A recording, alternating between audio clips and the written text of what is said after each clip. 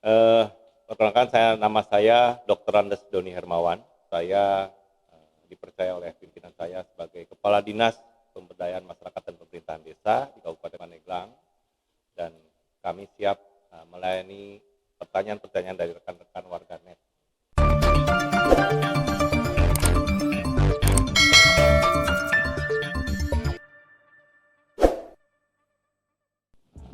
Ini kami sebagai dinas yang dipercayakan untuk menangani 326 desa di Kabupaten Pandeglang. Ini beban yang sangat berat karena memang beberapa karakteristik kepala desa sebagai seorang pemimpin di desa yang harus bisa membangun desa-desanya di masyarakat. Nah, kami berharap ke depan ini selama 2 tahun kami bersama mereka, selama desa-desa, kami sudah banyak sekali pembangunan yang sudah dibangun dari dana desa khususnya, dari dana desa, dari pembangunan desa. Nah, tahun ini, tahun 2022 ini, program Bupati Pandeglang dengan jalan Jaka Mantulnya, kami di desa pun mempunyai tagline-nya juga, yaitu Jadis Mantul, jalan desa mantap betul. Nah, ini juga sinkronisasi dengan visi misi Bupati. Kami dukung program ini dan desa-desa juga mendukung program ini, sehingga permasalahan-permasalahan tentang jalan desa menjadi tertuntaskan di 2024 ini sesuai dengan program Bupati. Nah, ini menjadi harapan kami ke depan, desa-desa yang menjadi harapan tumpuan pembangunan di Kabupaten Pandeglang menjadi tolak ukur untuk pembangunan Kabupaten Pandeglang. Desanya maju, otomatis Kabupaten Pandeglang juga akan maju. Nah, ini yang menjadi harapan kami ke depan. Nah, rekan-rekan semua, ada 10 pertanyaan yang sudah masuk ke kami, ke saya di DPPD ini. Yang pertama mungkin kami bacakan mungkin ya rekan-rekan semua. Yang pertama adalah pertanyaan dari Bapak Ada Adi. Bapak Ada Adi ini, apa prioritas dan pelaksanaan pembangunan menggunakan dana desa, dan bagaimana peran pemerintah desa dalam memberikan sosialisasi tentang dana desa ke masyarakat. Nah, ini untuk tahun 2022 ini sudah diprogramkan oleh pemerintah pusat, yaitu sebesar 40% untuk BLT, 20% untuk ketahanan pangan, dan 8% penanganan COVID. Nah, tinggal sisanya yang 32% itu ada beberapa untuk pemberdayaan, untuk salah satu yang tadi sampaikan sinkronisasi visi misi Bupati dengan Jaka Mantul, ya Jadis Mantul. Ada pembangunan jalan-jalan desa yang tidak dibangun oleh kabupaten lewat Jaka Mantul, ya kita bangun sinkronisasi dengan Jadis Mantul. Nah, ini program ini kami sudah sosialisasikan, dan kami juga sudah musdeskan di desa-desa, berarti kan sosialisasi sudah dilaksanakan. Jadi ini program dana desa ini kan dari bottom up. Apa sih program-program yang akan dilaksanakan di desa-desa. Tetapi untuk tahun ini memang pemerintah pusat khususnya itu mencanangkan untuk penanganan COVID. Jadi penanganan COVID itu ada pemberian BLT sebesar 40%, dan ketahanan pangan. Ketahanan pangan itu untuk menanggulangi tahan pangan di penanganan COVID. Termasuk juga untuk yang 8%-nya untuk penanganan COVID-nya. Jadi membeli masker, sanitizer, penyemprotan, termasuk juga beberapa hal-hal untuk vaksinasi. Ini kan juga digunakan untuk itu. Nah, kami berharap untuk masyarakat di sana memberikan edukasi kepada masyarakatnya tentang pembangunan yang ada di desanya. Itu tugas dari pemerintah desa. Kewajiban desa, bagaimana desa memberikan edukasi kepada masyarakatnya sehingga dana desa bisa dilaksanakan sesuai dengan keinginan desanya, sesuai dengan kemampuannya. Ini yang kami harapkan, kan gitu. Nah, tinggal bagaimana potensi-potensi itu bisa digali di masing-masing desa. Apa sih yang menjadi potensinya? Ya tinggal bagaimana masyarakatnya berpartisipasi aktif di dalam musyawarah-musyawarah yang diadakan di desa. Apa yang diharapkannya? Misalnya ada potensi apa? Ya tinggal diungkit di sana. Kita bangun di sana. Itu kami harapkan seperti itu. Ada Adi ya. Pertanyaan yang pertama seperti itu. Yang kedua pertanyaannya, bagaimana terkait BUMDes yang anggarannya sudah digelontorkan sempat berjalan, namun kini tidak berjalan lagi. Nah, ini memang menjadi sorotan kami masalah BUMDes. beberapa yang sudah BUMDes, hampir 300 BUMDes yang sudah dibentuk di desa-desa. Ada beberapa yang memang masih berjalan, kita akui masih berjalan, tapi juga ada juga yang masih stagnan, ada juga yang memang sudah tidak berjalan, itu kita akui. Tapi kita bina laporannya, pertanggungjawabannya kita minta pertanggungjawaban. Baik yang tidak berjalan maupun berjalan, setiap tahun kita minta pertanggungjawabannya. Nah, yang berjalan ini kami lagi bina, lagi kita kasih beberapa program kegiatan yang untuk kelanjutannya kami bisa menilai mana nih kegiatan BUMDes yang masih berjalan. Kami verifikasi, kami sudah perintahkan ke bidang pemberdayaan, BUMDes mana yang masih berjalan, BUMDes mana yang masih stagnan, BUMDes mana yang mati nih. Ini kami sudah klasifikasikan. Ada beberapa yang masih berjalan, yang kami sudah berikan pembinaan. Nah, ke depan Kementerian Desa sudah menginstruksikan kepada Bupati dan kepada kami untuk pembentukan BUMDes bersama tingkat kecamatan. Nah, ini tantangan lagi nih. BUMDes bersama tingkat kecamatan ini gabungan dari desa-desa, dan inti di dalamnya ada UPK di sana. UPK yang dulu PNPM, mungkin rekan-rekan semua di desa-desa paham betul dengan ada UPK simpan pinjamnya. Ini nanti akan dijadikan digabungkan dengan BUMDes bersama di sana. Nah, ini lagi kita jalan. Hari ini kami masih menunggu verifikasi pemeriksaan dari inspektorat. Ada beberapa UPK yang sudah kami layangkan ke sana untuk dijadikan BUMDes bersama. Nanti kita gabungkan. Nah, tidak menghilangkan BUMDes yang ada di desa-desa. Kami masih banyak BUMDes di desa yang masih berjalan. Di Bandung masih berjalan simpan pinjamnya bagus. Per tahun sudah menghasilkan. Di Jiput juga masih ada beberapa BUMDes. Kita masih bentuk beberapa BUMDes yang bagus-bagus. Di Cikesik juga ada beberapa BUMDes yang memang menjadi program kita yang memang masih berjalan. Nah, ini yang masih kita harapkan, kami doakan saja. Yang berjalan kami akan pertahankan, kami tingkatkan lagi, dan kita akan coba gabungkan beberapa BUMDes sesuai dengan instruksi Kementerian Desa. Kita berharap soko ekonominya itu di desa itu kami berharap BUMDes berjalan, gitu loh, berjalan sehingga ekonomi yang ada di desa itu bisa bagus, kan itu. Kami berharap seperti itu. Nah, yang untuk Kang Dadan ya, Dadan Komara, jadi BUMDesnya insya Allah yang bagus-bagus kami akan tetap bina, yang ini kita coba akan kita gali lagi. Nah, yang ketiganya, pertanyaan dari Ikatan Mahasiswa Jiput, ada 2 pertanyaan. Kepala Desa pasal 26 ayat 1, Kepala Desa bertugas menyelenggarakan pemerintahan desa, melaksanakan pembangunan desa, pembinaan kemasyarakatan desa, dan pemberdayaan masyarakat desa. Pertanyaannya untuk Bapak Dinas DPMPD Pandeglang, bagaimana pendapat Dinas DPMPD tentang tupoksi pelaksanaan kepala desa dalam ayat 1 pasal 26? Sudah dijelaskan apabila ada penyimpangan dan dalam menjalankan tugasnya sebagai kepala desa, apakah kepala desa tersebut dapat diberhentikan secara terhormat? Jadi kalau sudah melanggar pasal tadi, nggak ada yang terhormat dong, tidak terhormat. Kalau sudah diputuskan ini tidak terhormat dong, kan gitu. Sudah diputuskan oleh pengadilan, otomatis sudah tidak terhormat, diberhentikan secara tidak terhormat, bukan terhormat, kan gitu. Kalau terhormat itu mungkin diberhentikan karena dia mungkin sakit atau apa, bisa kita laksanakan seperti itu. Adalah kriteria. Yang pasti gini, dalam hal pembinaan yang disampaikan rekan-rekan pasal 1 ya, pasal 26 ayat 1 itu jelas bahwa tugas kepala desa itu ada beberapa, ada pemberdayaan, kemasyarakatan, pembangunan, itu kan tugas mereka. Pada saat kepala desa menyimpang, melanggar, tugas kami DPMPD pertama itu pembinaan dulu. Yang mungkin ada hilaf atau apa, kita bina dulu. Kami sementara ini kita bina. Pada saat masih kurang itu kami lemparkan ke inspektorat. Nah, inspektoratnya sebagai APIP-nya, APH-nya di kita, di PNS, di Pemda, ya akan melaksanakan tugas pemeriksaan. Kalau masih juga, ya tinggal dilemparkan ke APH, ke pihak kepolisian dan kejaksaan.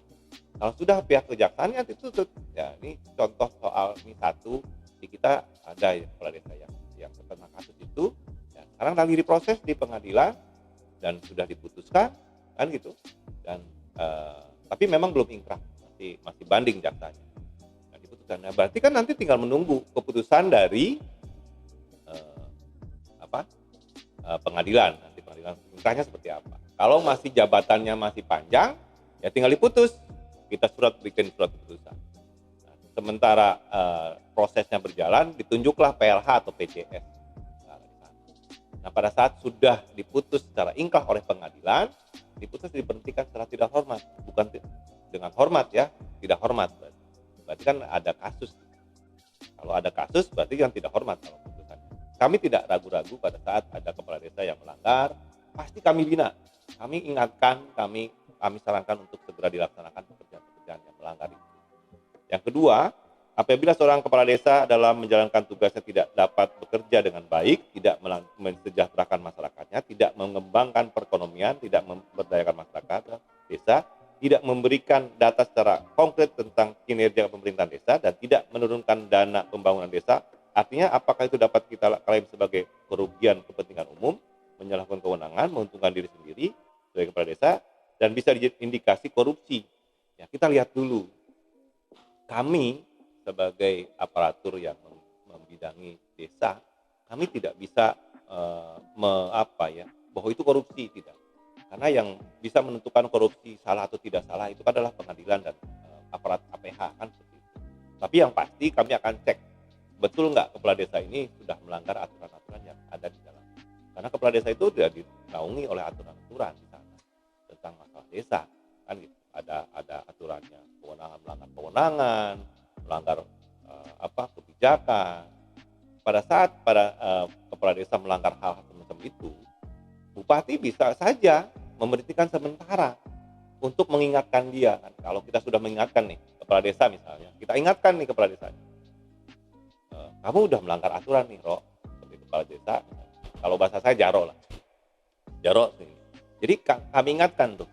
Pada saat sudah kami ingatkan beberapa kali dan masih dilanggar, untuk misalnya, karena kan kasusnya harus kita pisahkan dulu, korupsi kah atau hanya melanggar kewenangan kah, kan gitu. Itu kan harus kita coba kita pisahkan. Pada saat dia melanggar kinerja atau kewenangannya, bisa kita ingatkan dengan pemberhentian sementara selama 3 bulan.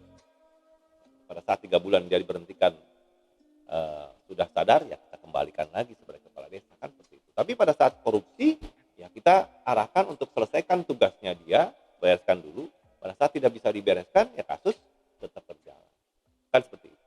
Kami tidak main-main, karena bagaimanapun kami diamanatkan oleh aturan tentang bagaimana menyelamatkan keuangan negara di desa-desa. Ini yang harus kita tugas berat kami yang harus kami laksanakan. Itu Kang dari teman-teman.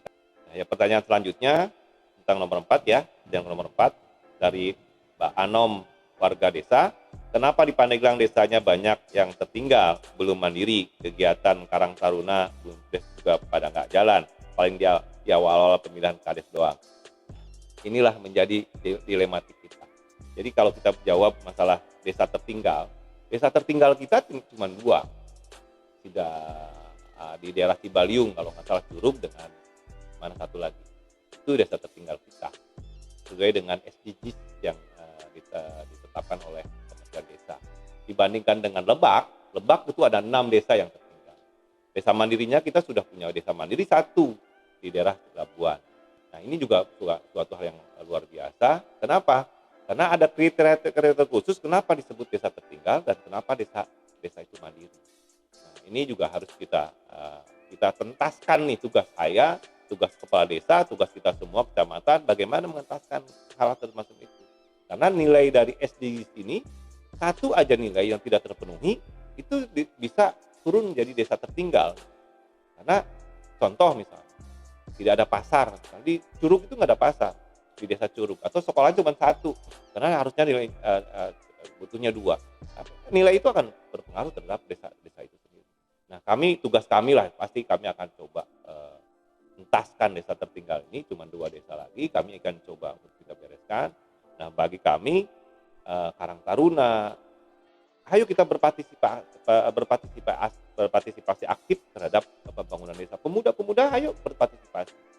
dana juga ada. Tiap tahun biasanya ada. Kalau kita misalnya ikut Karang Taruna, ikut Musrenbang atau ikut Musdes di sana, anggarkan kegiatan-kegiatan pemuda di dalam musyawarah desa, ya silakan. Kegiatan apa yang pemuda inginkan di dalam sana, ya ciptakan di sana. Gitu loh. Jadi kami berharap partisipasi aktif pemuda ini harus ada di dalam Karang Tarunanya atau apalah kan gitu ya. Yang pasti desa dalam dana desa itu bisa untuk membangun pemuda-pemuda yang ada di desa. Misalnya pemuda di sini butuh pelatihan montir misalnya. Silakan ajukan di dalam dana desa untuk pelatihan montir. Undang tuh pelatihnya. Undang masyarakat yang pemuda-pemudanya kita latih. Ciptakan di sana untuk montir-montir yang ada di sana di desa-desa. Itu kan bisa saja. Bisa kita ajukan di sana. Jadi peran Karang Taruna, peran pemudanya bisa aktif di sana. Kita juga sudah beberapa bangunan-bangunan sarana-sarana olahraga gitu kan, voli atau yang lainnya, sepak bola, itu bisa dimanfaatkan di sana. Anggarkan di dana desa, bisa kata saya. Nggak mungkin bisa. Nah, peran aktif di Musdesnya ini yang harus didorong oleh teman-teman pemuda ikut berpartisipasi aktif dalam acara Musdes. Sehingga suara pemuda muncul di sana untuk pembangunan di desa masing-masing. Oh, pemudanya butuh apa? Oh, pemuda butuh ini loh. Tinggal wujudkan di sana, dianggarkan di dana desa kan bisa. Nah, ini yang kadang-kadang tidak tercipta di desa-desa. Nah, ini kami berharap di media ini bisa terdengar oleh teman-teman pemuda-pemuda sehingga pemuda-pemuda pada saat Musdes ke depan ikut berpartisipasi aktif gitu loh. Apa sih ke depan nih pembangunan di desa di Kabupaten Pandeglang sekarang udah mulai. Bupati sudah mulai membuka diri untuk proses kegiatan-kegiatan pembangunan termasuk juga investor-investor masuk sini. Ya kan, pemuda-pemudanya dilatih sesuai dengan kemampuan skillnya, dilatih di sana. Di mana Pak? Gimana pelatihannya? Ngajuin. Boleh di Musdes, boleh di Musrenbang. Musrenbang nanti Kabupaten Pandeglang lewat kecamatan mengadakan pelatihan. Oh, butuhnya apa? Kan kita kadang-kadang nggak tahu kebutuhan keahlian masing-masing desa, pemuda-pemudanya. Butuhnya apa nih? Silakan ajukan. Karena bagaimanapun bottom up nih. Dari bawah kita mendorong aspirasinya.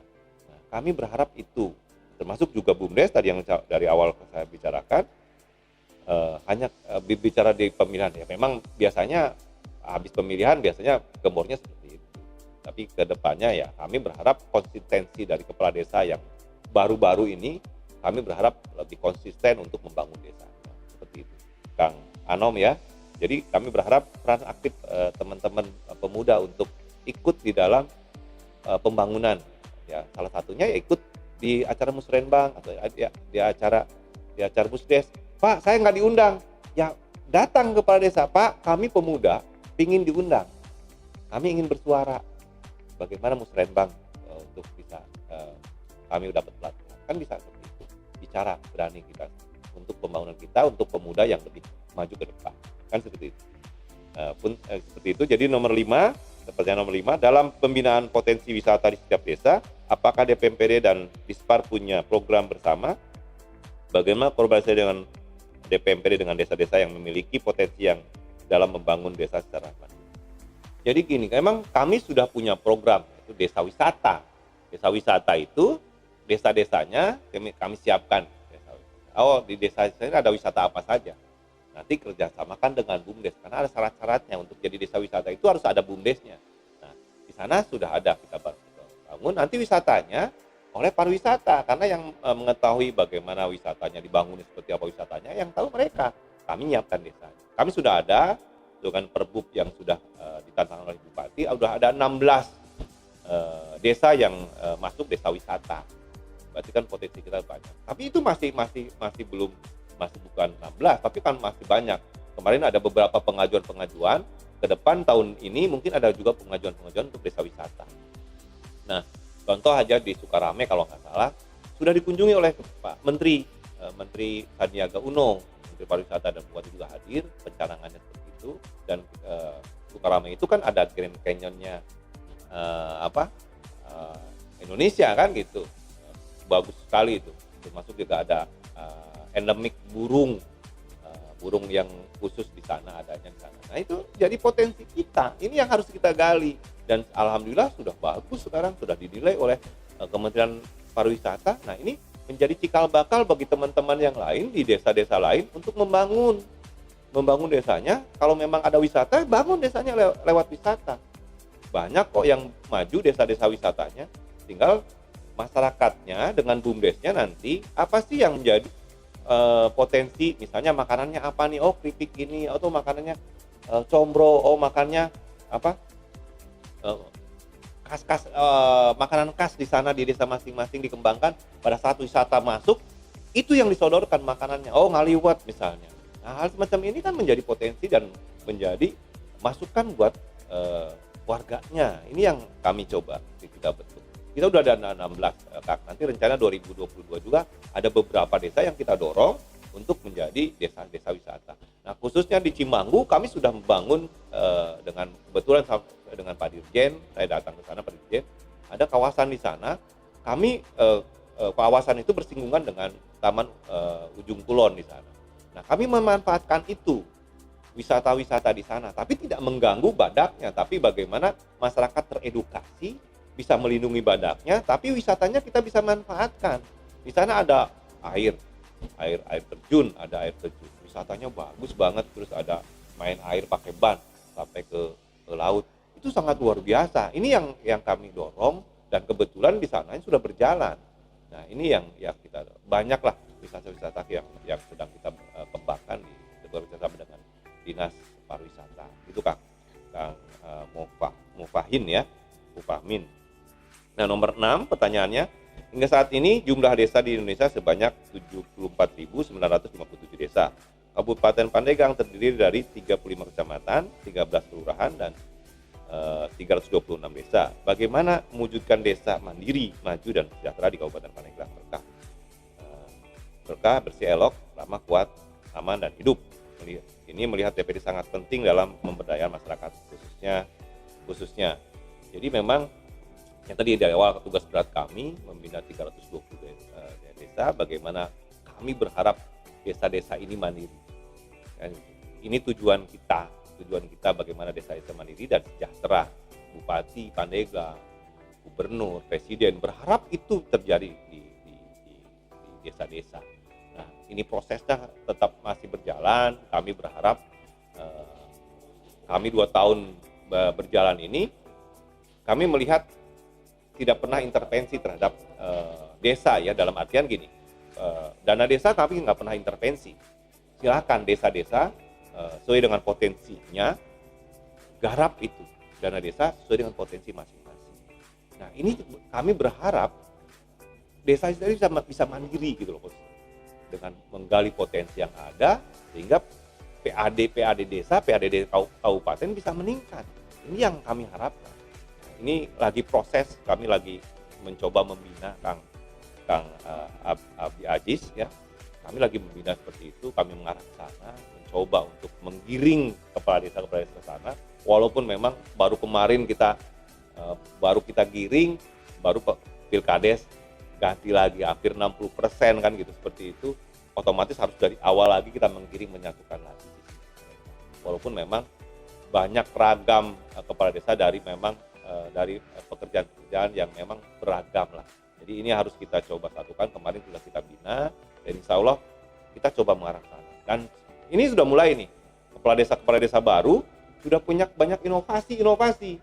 Misalnya di Sukaresmi ini ada kepala desa Sukaresmi ngebangun kafe di desa, kafe desa namanya.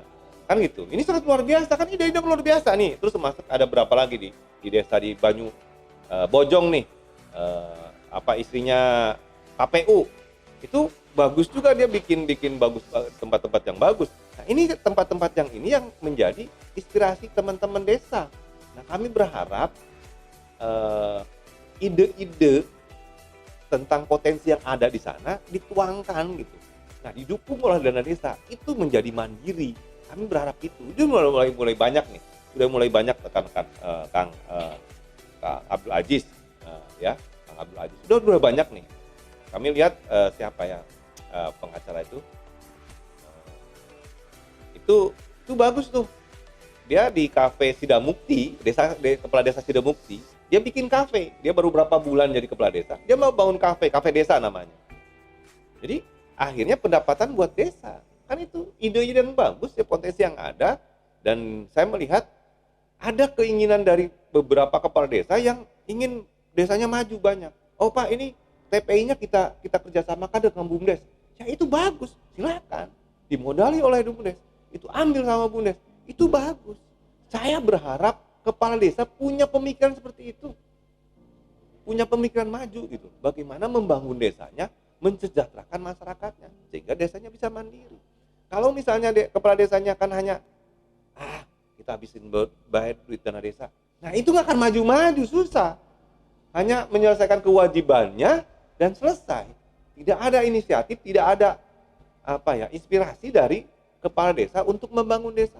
Sudah banyak nih teman-teman, saya lihat juga ada beberapa, Pak, di kami hutan banyak Pak, perkebunan, ternak kebo Pak, kita kasih kelompok petani kebo. Ya bagus, silakan ternak kebo, tapi ulah sabulan menang 2 bulan, paeh kebona, disangka paeh, dipencitan seorang dipakai membacakan, jangan, kembangkan itu. Sehingga saya melihat gini, saya kemarin sosialisasi teman-teman, saya melihat, saya contohkan ya, di Jawa, satu rumah itu satu sapi. Saya contohkan itu. Satu sapi di belakang rumahnya ada sapi di Jawa. Kenapa di Pandeglang nggak bisa? Coba contohkan itu. Sudah gede sekian tahun jual, beli lagi anaknya, taruh lagi. Kan ada untungnya sambil dia bekerja kan gitu. Sapi kan paling juga di Paraban ya dikasih makan rumput doang kan, nggak banyak itu, tinggal kita upah capek doang kan buat makan rumput kan gitu. Di Jawa seperti itu. Ya kan? Ada untungnya, beli anak sapi misalnya 4 juta. Dijual 15 juta misalnya, untung 11 juta kan lumayan kan gitu. Nah ini yang saya berharap desa-desa bisa berpikir apa sih yang menjadi potensi yang ada di desa yang bisa dikembangkan sehingga menjadi desa mandiri. Ini yang kami harapkan, karena kami kan nggak bisa juga, desa iya kita paksakan, di desa ini harus ngebangun ini, kan nggak bisa juga. Tapi melihat potensinya ada. Tapi saya melihat kemarin di Kadupayung Menes ada situ di sana, ada situ ya, ada apa ya, bagus dibangun, katanya mau dibangun ini buat apa, makan terapung. Ya silakan bangun itu, sehingga kan banyak wisatawan yang masuk ke sana. Nah ini yang kami harapkan, ide-ide dari kepala desa yang bisa membangun desanya. Nah, saya berharap ini menjadi inspirasi dari teman-teman semua bagi kepala desa yang punya inisiatif, tuangkan langsung idenya. Kadang-kadang kan kalau ada kepala desa yang punya idenya doang, tapi nggak berani menuangkan. Harus berani. Topang oleh dana desa boleh, harus gitu. Sehingga nanti ke depan dana desanya bisa bermanfaat. Kan gitu ya, seperti itu ya teman Pak. Kita lanjutkan lagi, pertanyaan nomor 7. Apa benar dalam menentukan besaran anggaran desa itu bervariasi tergantung dari jumlah penduduk, angka kemiskinan, luas wilayah, dan kondisi geografis desa tersebut? Pertanyaan dari El Nino Andres. Jadi betul Kang. Jadi memang formasi dari anggaran dana desa itu dilihat dari jumlah penduduk, luas wilayah, kemiskinannya, itu memang suatu hal dasar yang menjadi. Tetapi ada beberapa juga yang menjadi pertimbangan-pertimbangan. Misalnya SDGs-nya bagaimana, seperti apa penilaiannya, perkembangannya. Itu banyak penilaiannya. Jadi memang di dana desa itu ada kementerian yang mengatur, yang selama ini menjadi ganti kita selama ini. Kenapa kita selalu bukan lambat ya, kami menunggu aturan-aturan dari Kementerian Desa, Kementerian Dalam Negeri, ya, dan juga Kementerian Keuangan yang mengatur itu semua. Jadi formasi-formasi itu menjadi hal yang utama, ya bukan bahwa dana desa besarnya. Tapi yang pasti besaran dana desa itu pasti pemerintah melihat proporsinya masing-masing. Kalau jumlahnya penduduk besar ya otomatis kan berapa jumlah yang harus dibantu. Nah itu pasti. Ya itu Kang ya. Jadi pasti itu lihat dari situasi seperti itu. Yang selanjutnya nomor 8, kenapa perangkat desa tidak bisa diganti oleh kepala desa? Sedangkan sudah banyak keluhan masyarakat tentang perangkat desa. Apakah itu akan merugikan secara politik? Perangkat desa jangan di apa ya, disatukan dengan politik. Nah, perangkat desa itu sebagai aparatur desa, sama dengan apa? Dengan kami sebagai aparatur pemerintah. Pemerintah desa yang ke bawah, kami yang kecamatan, kabupaten, itu diatur dalam Permendagri nomor 67 tahun 2007 tentang pengangkatan dan pemberhentian perangkat desa. Bukan tidak bisa diberhentikan, bukan. Tapi tidak bisa pada saat perangkat desa misalnya rajin, bagus, diberhentikan setelah pemberian kepala desa, diberhentikan secara semena-mena. Itu nggak bisa. Tapi kalau misalnya perangkat desanya nggak pernah masuk, mengundurkan diri, meninggal dunia, itu kan sudah diatur dalam aturan. Dan sudah ingkrah dihukum, mereka ada kesalahan, ingkrah secara hukum, dihukum secara diputuskan oleh pengadilan, ingkrah, ketok palu, itu baru bisa diberhentikan. Tapi prosesnya ditempuh, misalnya yang bersangkutan jarang kerja, teguran pertama saminggu, teguran kedua saminggu deui, masih keneh teguran katilu sambil diberhentikan. Itu yang harus ditempuh. Enggak semena-mena orang lagi kerja asik-asik diberhentikan, kan itu tidak boleh. Kenapa saya selalu berharap jangan dan sesuai dengan peraturan. Satu, kepala desa harus ikut dalam peraturan, harus ikut dalam aturan, harus mematuhi aturan. Kedua, kita kan butuh akselerasi percepatan pembangunan yang ada di desa yang kita tuntut oleh masyarakat semua. Bagaimana kalau misalnya nanti diganti kita nol lagi? Ini kan harus kita pertimbangkan gitu loh posisi. Siskudes ini pada saat pencairan dana desa kan harus belajar Siskudes lagi. Kan nggak bisa dari nol. Gitu. Ini kan nggak bisa seperti itu. Kami berharap pelayanan kepada masyarakat jangan berhenti. Ya kan, aturan yang menaunginya itu tetap harus dipatuhi oleh kepala desa. Walaupun kepala desa berhak memberhentikan, tapi ada aturan-aturan yang harus dipatuhi oleh kepala desa. Gitu loh. Nah, ini yang harus dipatuhi oleh teman-teman. Bukan kepala desa tidak bisa memberhentikan, bisa memberhentikan kalau memang dia sudah melanggar aturan. Dia tidak bekerja. Tapi tempuh prosedurnya. Kalau misalnya ditegur sekali bagus, ya terima, gitu loh posisinya. Rangkul mereka. Kan gitu. Sama bupati, pada saat bupati terpilih misalnya, otomatis kan nggak ada yang namanya pegawai-pegawainya langsung dipecat begitu saja, kan gitu. Ini yang harus disadari oleh teman-teman semua, bahwa tidak semudah kita memecat perangkat desa. Tapi kalau misalnya perangkat desanya sudah melanggar aturan, ya, tapi tempuh aturan. Itu Kang Fikif Firmansah. Nomor 9 dari Dae Robi. Pak Kadis, Pemda Kabupaten Pandeglang kan yang saya tahu ngeluarin surat edaran. Ya, yang pertama terkait bank sampah. Yang kedua terkait mobil TOSA untuk desa-desa di Pandeglang. Begini Pak, jadi banyak di pelosok yang saya lihat dan diamati dalam pengelolaan sampah masih minim sekali, sehingga terjadi penumpukan. Sementara yang kita tahu TPA di Pandeglang hanya 2, satu TPA Bangkono, 2 TPA Bojong Canar. Pertanyaannya Pak, sanggupkah Pemda Pandeglang melalui masukan DPD untuk memberdayakan pemuda dalam pengelolaan sampah? Jadi ini yang sedang dipikirkan oleh Bupati. Bupati sedang disibukkan dengan sampah-sampah yang ada di sana, di pasar-pasar, di desa-desa. Padahal pemerintah kabupaten, pemerintah pusat sudah mengalokasikan dana desa untuk pembangunan TPA, tempat pembuangan sampah, TPS ya, pembuangan sampah, dan difasilitasi dengan mobil bak sampah. Ini seharusnya yang bisa dimanfaatkan. Nah, kami berharap pemuda-pemuda ini, kan ada beberapa bank sampah yang sudah dikerjasama dengan LH ya, kalau nggak salah ada beberapa bank sampah. Nah, ini coba teman-teman pemuda kumpulkan nih, ada ide-ide seperti ini bagus nih, bisa lewat Karang Taruna atau apapun lah organisasinya. Coba kelola, kita pisahkan. Bupati kemarin sudah memerintahkan ke LH untuk memisahkan kemana sampah-sampah organik, non organik, kan gitu. Sampah-sampah plastik, sampah-sampah bisa yang dikompos atau apa, kan itu bisa dipilah-pilah oleh teman-teman. Dan saya rasa banyak yang sukses misalnya di wilayah Jakarta.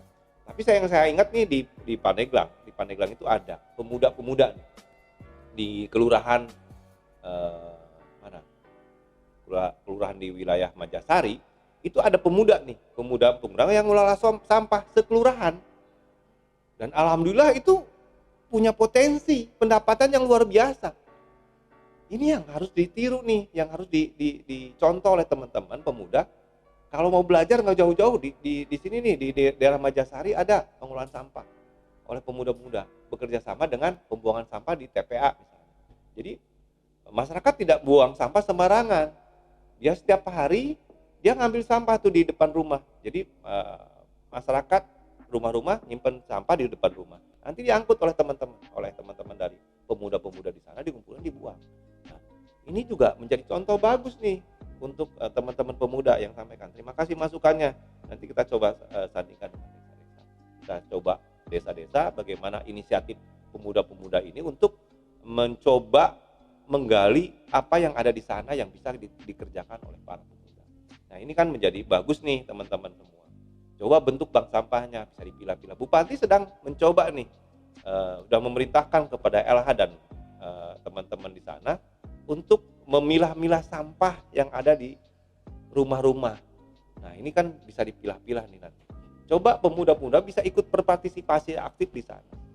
Nah, tinggal nanti kerjasama di desa. Oh, di desa ada sampahnya nih, kita pilah-pilah, kita pisah-pisah. Mobilnya bisa dipergunakan oleh teman-teman untuk mengolah sampah. Mobil roda 3-nya silakan pergunakan itu, manfaatkan yang ada, kan gitu. Bekerja sama dengan teman-teman DLH nanti. Nah, ini juga menjadi pendapatan buat teman-teman pemuda di sana. Nah, ini bisa bermanfaat sehingga tidak ada lagi banjir, mungkin penumpukan sampah. Ini bisa kita coba tuntaskan sampah-sampah yang ada di Kabupaten Pandeglang. Mungkin itu pertanyaannya dari Robi ya, 190.